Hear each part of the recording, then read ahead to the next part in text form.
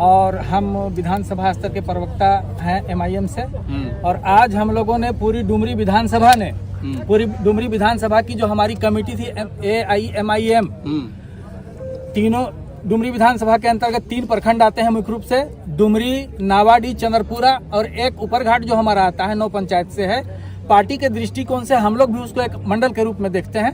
तमाम क्षेत्र में सुदूर एकदम एक गांव में फैला हुआ आज के डेट में हम लोग 240 बूथ में अपनी पूरी सशक्त कमेटी, 60 पंचायतों में अपनी कमेटी और तीनों प्रखंड कमेटी के साथ विधानसभा की जो कमेटी है, हम लोग टाइगर जयराम महतो के नेतृत्व में विश्वास करके MIM को छोड़ करके हम लोग इसमें शामिल हो गए हैं। छोड़ने का कारण क्या है?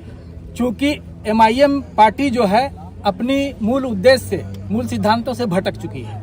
ये पार्टी दिशाहीन हो चुकी है। पार्टी को क्या करना चाहिए उनके केंद्रीय नेतृत्व को समझ में ही नहीं आता है। आपके उद्देश्य की पूर्ति जयराम महतो कैसे करेंगे? निश्चित रूप से करेंगे। जिस उद्देश्य के लिए हम लोग अलग राज्य की लड़ाई लड़े थे, यहाँ जब अलग राज्य बना, सरकारें बनी, शिबू सोरेन जी से लेकर के जितनी भी क्षेत्रीय पार्टियां जो झारखंड के लिए लड़ती थी, जब सत्ता में आई तो झारखंड अलग करने का जो मूल उद्देश्य था हमारा, उसका कहीं कोई नामो निशान नहीं। आज झारखंड के जो युवा बेरोजगार पढ़ लिख रहे हैं, बेरोजगार हो रहे हैं, यहाँ पलायन की सबसे बड़ी समस्या और सबसे ज्यादा हम कहेंगे कि डुमरी विधानसभा में ये समस्या है। तो ये तमाम चीजों, नियोजन नीति से लेकर के रोजगार का मसला हो, चाहे किसी भी तरह का विस्थापन का मसला हो, इसकी ही लड़ाई तो जयराम महतो जी लड़ रहे हैं, स्थानीय नीति वगैरह।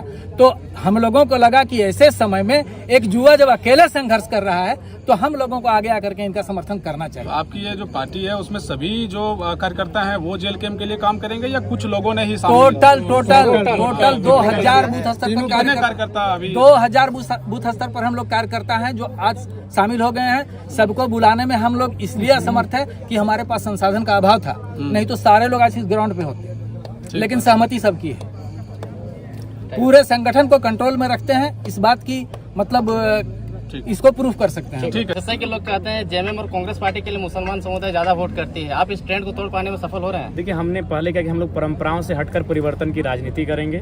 जो लोग अपने वोटर्स को पारंपरिक वोटर मानते हैं, सीट को पारंपरिक मानते हैं, उनको इस बार अंदाजा लग जाएगा कि परंपरा को चुनौती देने के लिए जयराम महतो का राजनीति में आगमन हुआ है।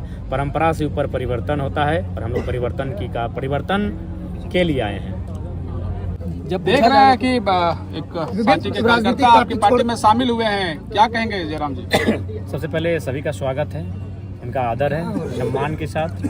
क्योंकि हम लोग सही बात है, आज झारखंड राज्य जिस उद्देश्य की पूर्ति के लिए अलग गठन किया गया था, आज उस उद्देश्य की पूर्ति से यहाँ के राजनेता कोसों दूर हो चुके हैं। सत्ता का आनंद लेते लेते, अपने परिवार की प्रॉपर्टी को बढ़ाते बढ़ाते वो कहीं ना कहीं झारखंड राज्य की जो जनता की जो समस्या हैं उससे दूर हो चुके हैं। अतः आज जो लोग हमारे संगठन में जुड़ रहे हैं उनका स्वागत है और हम लोग आशा करते हैं एक दूसरे के साथ जब कंधा से कंधा मिलाकर आगे बढ़ेंगे, चलेंगे तो झारखंड राज्य की तस्वीर को बदलेंगे। कोई शर्त के साथ?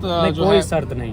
हम लोग नए राजनीतिक दल हैं, कोई शर्त नहीं है, समर्पण है, सबका विश्वास है। हमारे राजनीतिक दल में शर्त की आवश्यकता नहीं है। शर्त वहाँ होता है जहाँ आपको पराया सा फील होता है। हम लोग अपने हैं, शर्त की कोई आवश्यकता नहीं। आपके जो मन में जो मांग उठेगी उस मांग को आपके मन से बाहर आने से पहले पूरी कर दी जाएगी। कितना मजबूत महसूस कर रहे हैं जयराम महतो इस बार, क्योंकि बहुत सारे मुसलमान समुदाय एक साथ ज्वाइन किए हैं? जी, अगर राज्य की बात करें तो अल्पसंख्यक समुदाय, जिनकी आबादी बहुत बड़ी आबादी के रूप में जानी जाती है, और हम लोगों ने सामाजिक न्याय को स्थापित करते हुए 6 विधानसभा सीटों से अल्पसंख्यक समुदाय के प्रत्याशी को चुनाव के मैदान में उतारा भी था।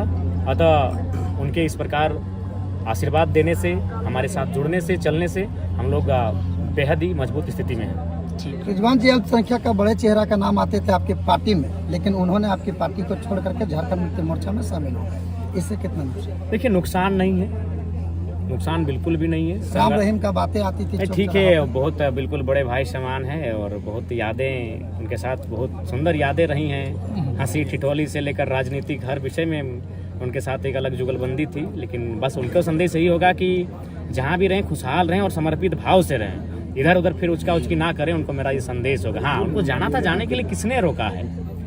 2 भाई अलग अलग पार्टी करते हैं, कोई बीजेपी में होता है, कोई जेएमएम में होता है, एक ही घर में 2 भाई।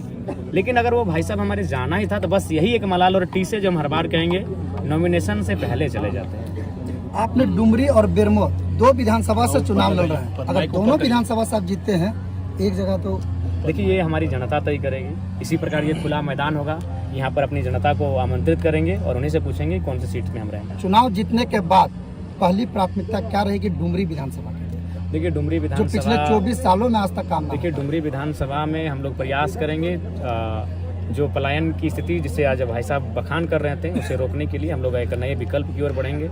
इस क्षेत्र में छोटे छोटे इन्वेस्ट के साथ कुटीर उद्योग, लघु उद्योग पे चर्चा करते हुए आगे बढ़ेंगे और उस पर नियंत्रण पा सकें जो पलायन की दिशा में हम लोग आगे बढ़ रहे हैं।